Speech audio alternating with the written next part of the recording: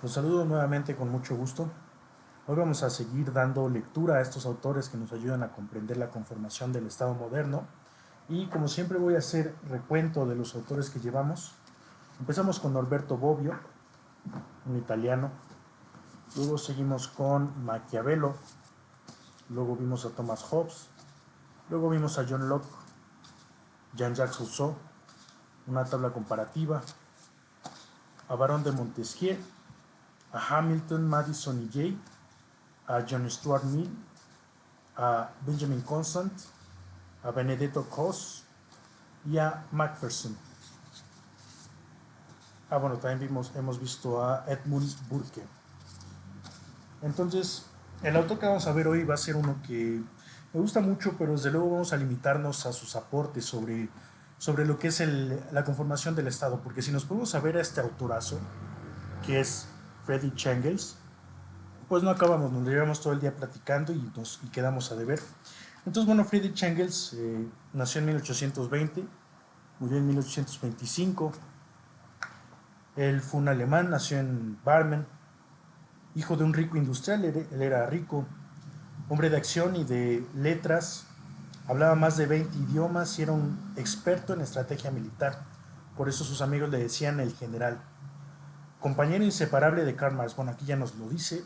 Yo no quería entrar en esa información, pero sí, él es el gran amigo de Karl Marx, dos insuperables filósofos con los que yo soy muy afín. Entonces no solo le daba las ideas, sino que lo mantenía económicamente, eso se presume, ¿no? Por el día haría negocios, por la noche recorría barrios, obreros pobres para recolectar pruebas de la explotación capitalista.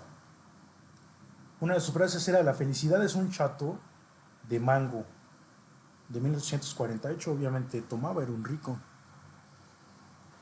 Entonces, bueno, vamos a ver sus premisas sobre la lectura de el origen de la familia, la propiedad privada y el Estado, que tiene muchas cosas interesantes que decir.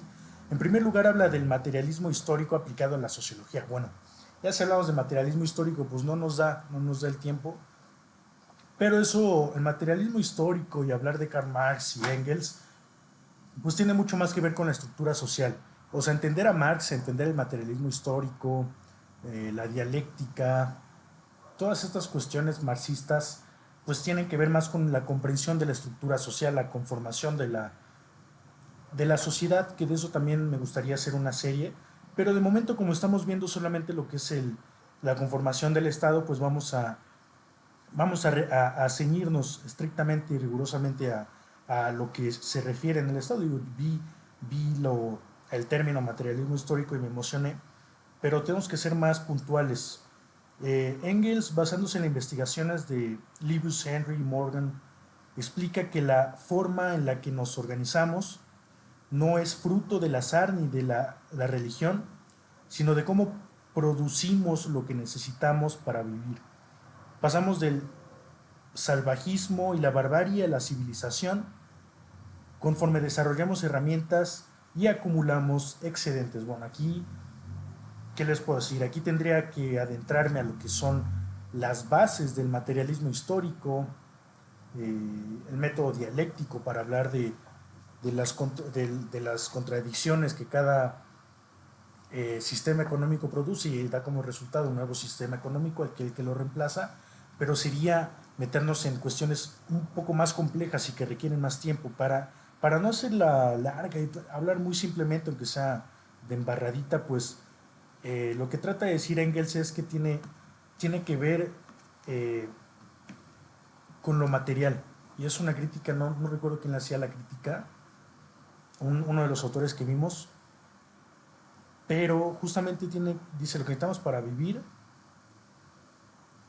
O sea, la forma en la que nos organizamos no es fruto del azar, ni de la religión, ni de las ideas, ni de cómo pensemos. Una frase muy puntual, muy buena para entender lo que es el materialismo histórico es, bueno, ya le voy a decir, antes ya habíamos visto cómo autores han defendido que es todo lo que tenga que ver con tu mente, y es una idea bien chafa, pero que lamentablemente la gente ha adoptado porque no se comprende estas formas de estructura social, pero que dice, lo que tú piensas es lo que determina tu entorno, o sea, tus ideas determinan lo material. De muy chafa, francamente, no tiene gran sustento, y llega Marx y llegan Engels y dicen, pues esto completamente al revés, mano, o sea, no es tu ser social o no es tu conciencia lo que determina tus condiciones materiales, sino que son tus condiciones materiales las que determinan tu conciencia. Y eso ya lo vamos a ver mucho más a fondo y lo vamos a explicar y a reflexionar con materialismo histórico cuando llegue el momento de verlo, tal vez en la siguiente serie que hable de la estructura social. Pero esto es lo que quiere decir Engels en muy resumidas cuentas. El segundo punto dice, la gran derrota histórica del sexo femenino. Nos habla del sexo femenino. Dice, antes existía el derecho materno, el matriarcado, porque la filiación solo podía probarse por la madre. La propiedad era comunal. Cuando el hombre empezó a domesticar ganado y acumular riqueza, quiso heredarla a sus propios hijos. Para asegurar la paternidad, encerró a la mujer en la monogamia forzada. La familia individual moderna nace de la esclavitud doméstica de la mujer. Un punto muy interesante, ¿no? De Engels, que sí sin duda abona al entendimiento de que lo material es determinante en la sociedad, en las relaciones, en las ideas. Es decir, lo material, nuestro entorno, es lo que produce la concepción ideológica.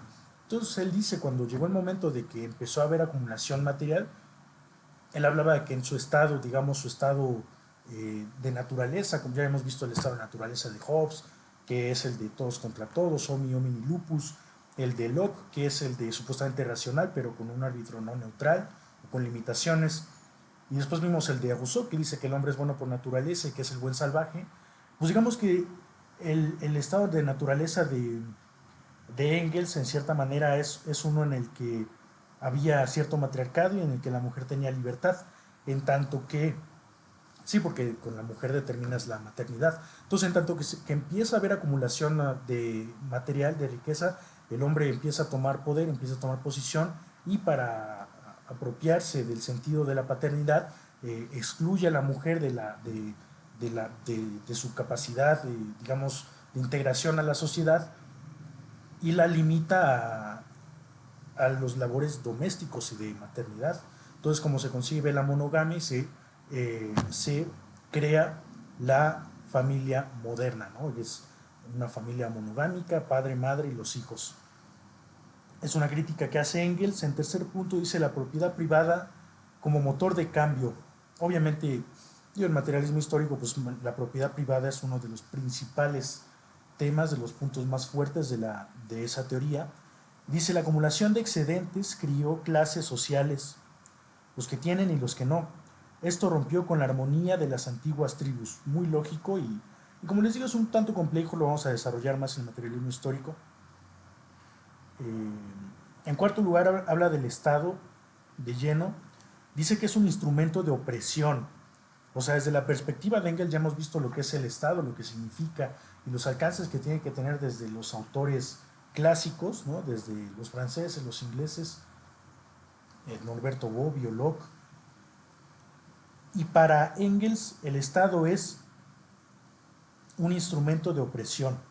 El Estado no es un poder impuesto desde afuera, ni el árbitro neutral que decían los liberales. Esto es lo que decía Locke, ¿no? Que es un árbitro neutral que está ahí para defender la propiedad privada. Fíjense cómo todo tiene que ver.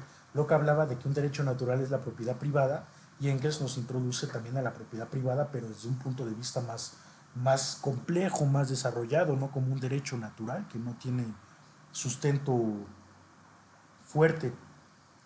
Entonces dice, el Estado es un producto de la sociedad al llegar a una fase de desarrollo donde se ha enredado en una contradicción insoluble consigo misma, clases de lucha. Por último, para no extendernos demasiado, él habla de la función. El Estado nace para que las clases con intereses económicos opuestos no se devoren entre sí. Es algo similar a lo que decía también John Locke. Él decía que el ser humano en el estado de naturaleza, antes del Estado, era racional, que tenía derechos naturales como la propiedad privada, pero que no siempre hay árbitros neutrales y al tratarse la propiedad privada de un derecho natural, pues entonces, ¿cómo está el asunto? ¿No? O sea, entonces, digamos, es como dice Hobbes, un todos contra todos y con el derecho de poseer hasta el cuerpo de los demás, llegas y lo matas y le quitas su propiedad privada. Entonces dice Locke, necesitamos un Estado que defienda sus intereses, pero de manera neutral. Y si no nos sirve y si no defiende nuestra propiedad privada, lo quitamos, es lo que dice John Locke. Eh, pues esa idea abona también Engels, que para que no se devoren entre sí, pero siempre termina siendo el Estado de la clase más poderosa, la que domina económicamente. O sea, es lo que hemos venido desarrollando a lo largo de esta serie, decir que realmente no... El Estado liberal es fallido, que el que se sustenta, se respalda de la democracia, pues es un Estado fallido, uno que no representa a las mayorías ni a las clases plurales, sino que representa a las clases más poderosas que son los poderes de facto, es decir, el poder económico. Muy acertado lo que dice Engels, por eso yo creo que es uno de los pensadores más acertados.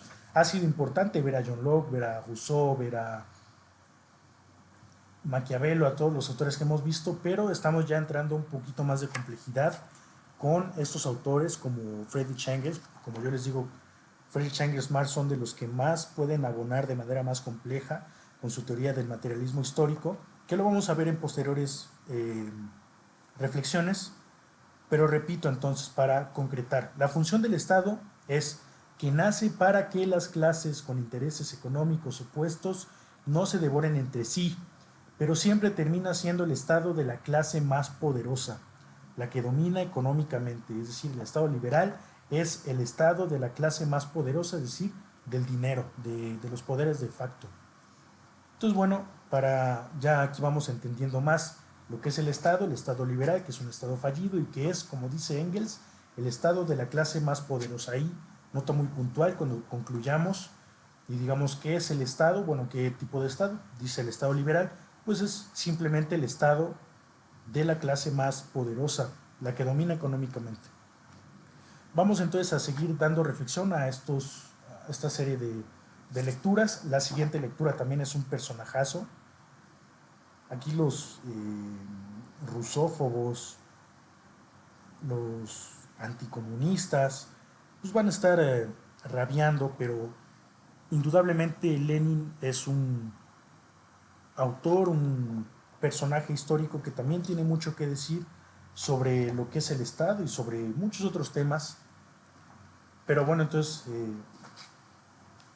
vamos a seguir dando lectura a estas reflexiones y yo les agradezco mucho.